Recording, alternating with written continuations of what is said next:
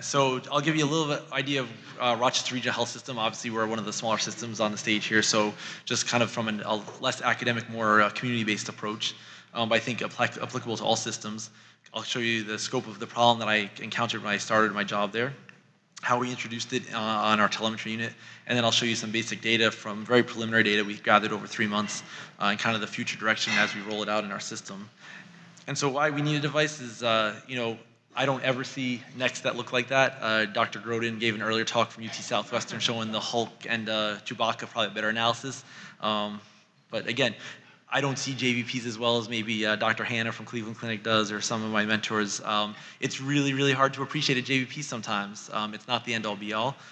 Daily weights is another one of my favorite one in the unit. A patient may diurese 5 liters on the ins and out, but yet their weight is up 10 pounds. And we see this all the time. It drives me insane. I don't know how to fix it. It's universal. When I was at Cleveland Clinic as a fellow, now in practice, even when I was a resident, it's always been a universal problem.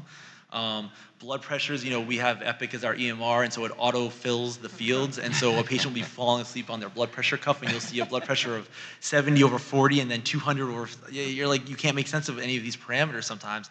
And so it goes back to the earlier talks about having like an empiric vital sign, a number that's treatable and reproducible frequently, is very, very helpful and very important, particularly on the inpatient setting when you're dealing with such sick patients. And so Rochester Regional Health is a rather large coronary care hospital. It has a high volume of cases and incredibly high complex, far higher complexity than I ever thought I would be getting myself into out of fellowship. We actually have the 10th busiest ER in the country. We do 1,200 unique heart failure admissions a year, over 1,000 open hearts a year, and greater than 400 structural heart cases a year and growing. I'm a big believer in cardiomems. I think they're complementary technologies. So we do it all, and the problem is there's only one of me. That's my headshot. It's the lighting in here. I'm telling you, I really do look like. So when I started, our readmission rate was atrocious. I walked into a hospital with a readmission rate well over 25%, approaching 30%, and we were really struggling to identify high-risk patients. My hospital system never had a heart failure program, didn't know what was entailed, and they didn't really know how to track heart failure patients. And so we decided to just do a very small audit with just 1 month of data. We had our IT guys just pull up some ICD-10 codes and give us the data, and me and a couple of residents went through it. And it was really shocking what we found. I mean, we found a majority of patients that were going home on either the same dose or less dose of diuretics, and they came in on with acute decompensated heart failure. We found that CHF meds were routinely being held at time of discharge, whether it was because of renal dysfunction, low blood pressures on discharge, all the warning signs that, hey, this guy's gonna come back in 30 days. I won't be sexist, gals too. And it was inconsistent resources being utilized on these patients as well. So depending on who the hospitalist was, who the resident team was, who the cardiologist was, they may get a visiting nurse, they may not. They may get telemedicine enabled or not. They may have a follow-up with a cardiologist or a heart failure team or not. And it was all over the place. There was no consistency. And so I was at ISHLT probably about 2 years ago, and I stumbled upon this vest, and I ran into Dan Ben Simone, who I'd known from other encounters, and he showed me this. I was like, wow, this thing's amazing. It behaves like Superman, it really does. And so I was able to convince my administration that I needed this vest. I said it was the end-all be-all, or I was going to go somewhere else if I didn't get one. And they bought me a vest, and then I said I had to figure out what to do with it. And so we had one vest for a huge hospital system and only one of me. So it was, again, we're working on it. But we said, how can we best implement this vest to make a change in our system and really demonstrate that we can do something for positive good? And so we decided to roll it on our cardiac. We analyzed all of our units, and we found one cardiac telemetry unit in particular that had the highest number of heart failure admissions for our hospital system. And so we did a rollout with that one vest. We trained all the RNs and NAs on the unit how to use the vest. We did a big in-service. We brought them lunch to all the hospitals and residents to have buy-in from them and what this vest was going to do for them, how they were going to use it. I have 2 outstanding people that work with me, Trish and Annette, my heart failure nurse, that helped me roll it out and did a lot of the education. And we came up with a very simple algorithm, very similar to what you've seen, that we rolled out on the telemetry unit. And we basically empowered the nurses to perform the vest on any patient possible. We didn't make this something that had to be given from a hospital, from me. If a nurse felt it was worthwhile, we really empowered the nurses to take charge of this program. and made it part of the clinical ladder for them so that they would be incentivized to use it. And we said we would put the order into Epic for any patient they deemed appropriate. They would just give us the names and we would plug it in for them. We're not billing for it. We don't make money off it. It's purely just so that they felt that they were doing something to help the patient. And we tracked our data. And our goal was to initiate the vest reading within 24 hours of discharge because we thought that was where we could make the most impact. We only had one vest, very busy unit, very high turnover. So try to guesstimate when the patient's leaving, get the vest reading a day before that, and we'll roll from there.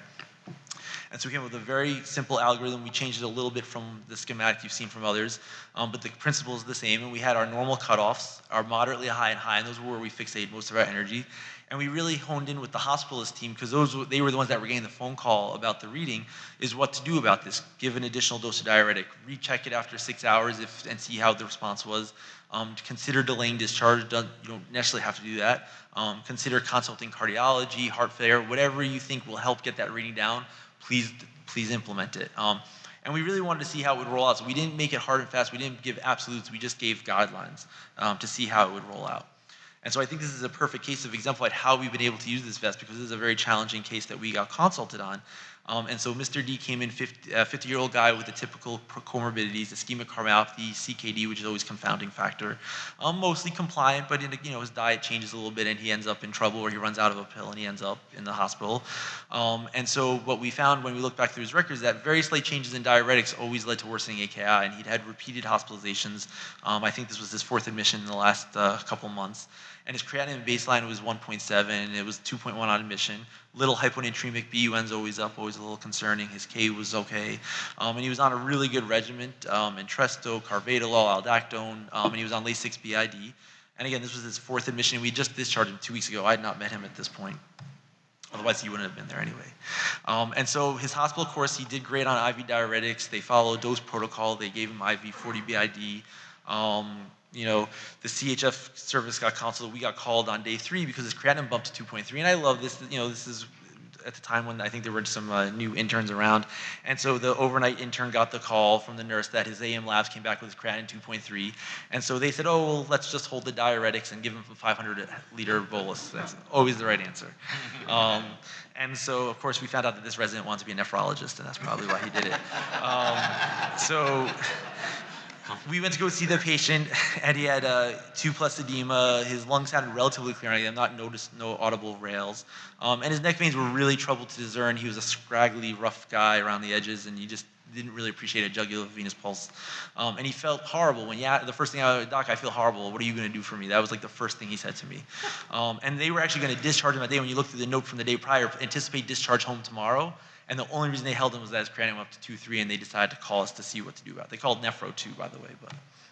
But so what should we do? So again, this is kind of a no-brainer given the talk I'm giving, but it's, do we continue to hold the Lasix and give him more IV fluids, because that was the course that he was already on. They'd already given him a small bolus. Maybe he is dry, and that's why his creatinine's up a little bit. Do we hold the diuretic but not give him fluid and just let him equilibrate and chill out for a day and see how he comes out the next day? Do we hold everything, get rid of the diuretics? We see this all the time. They hold the renin blockers, the angiotensin blockers, ACE inhibitors, because of the worsening renal failure. Do we disregard the hospital service completely and just override and give him 80 of IV Lasix on the spot and then let the nephrologist deal with it when his creatinine is 2.7?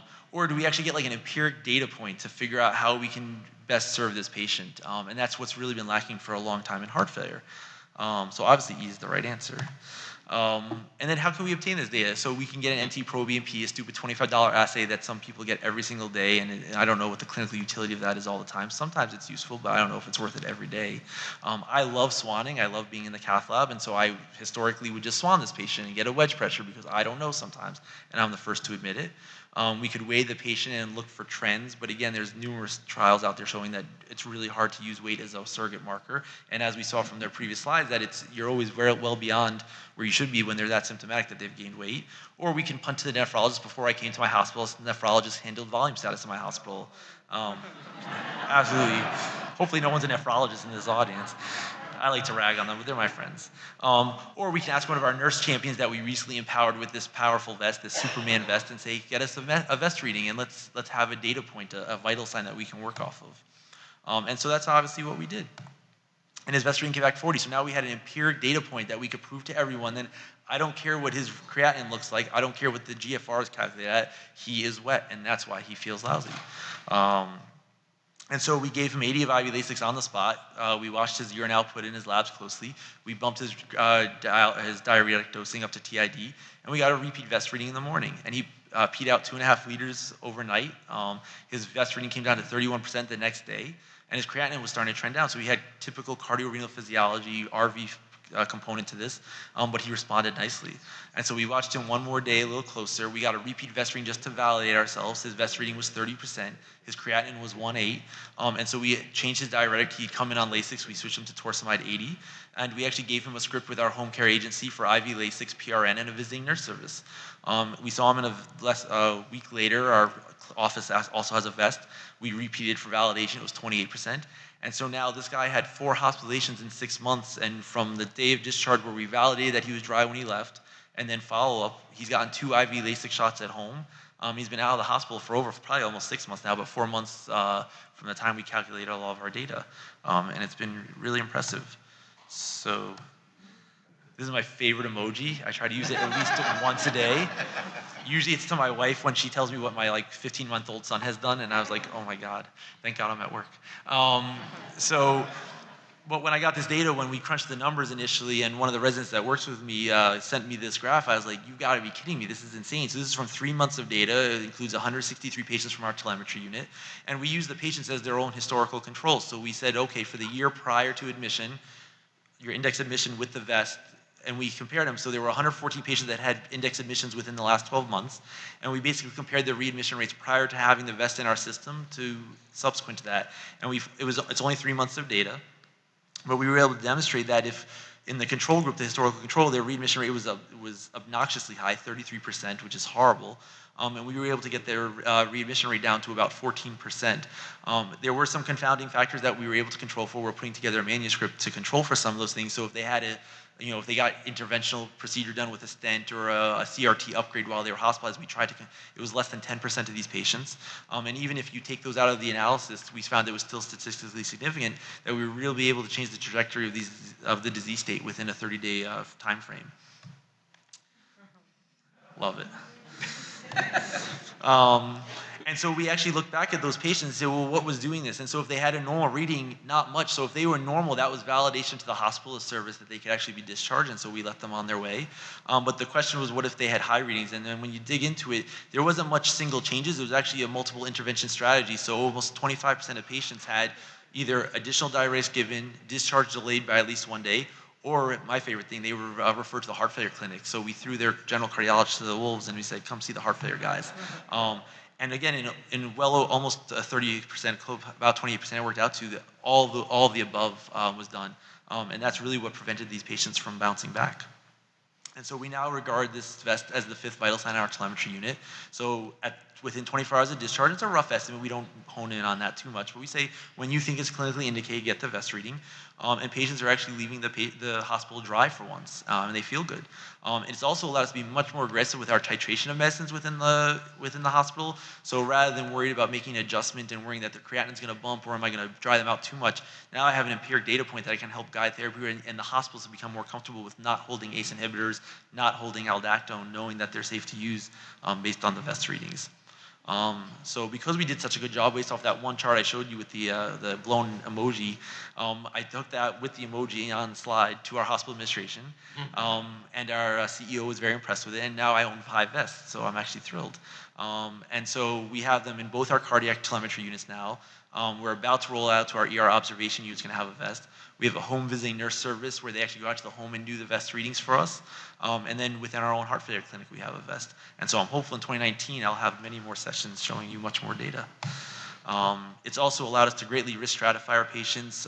Normal readings allow better handoff. So because I'm only one person and we have a small team with a lot of patients, we can make a plan in place and have that vest reading to help guide the hospitalist. I don't have to see all these patients on a regular basis, particularly on the inpatient side. The hospitals have a data point that they can use on their own, and it lightens the burden on our team. And again, it allows us to arrange for home IV Lasix, weekly office visits for IV infusions. I run a methadone clinic for IV Lasix. That's a bad joke, but it's true. eHealth at Home, which is our home APP and home RNs that are heart failure trained going out to the homes. It allows us really to identify high-risk patients a lot easier. And so again, the observation unit, hopefully I'll have data on that next year when I come to HFSA in Philadelphia. It allows, so we can't get the VES reading down. That's a patient we really hone in on, and we start thinking, well, do I need to swan that patient? Maybe we're missing something. Is there some other lung pathology that may be giving us an off reading? We haven't really encountered that. Usually it's just that we guessed wrong, and I swan them and we find out their wedge is still 30. And it's really, our next steps are really to couple this with a high-risk heart failure clinic, which we're building, so that patients can be seen within 72 hours and get a follow-up VES reading and be diuresed in the clinic with IV Lasix. That's what we're working towards in the next couple months. So again, hopefully more data to come. And with that, I thank you. Check out our poster if you would like to see more data on this.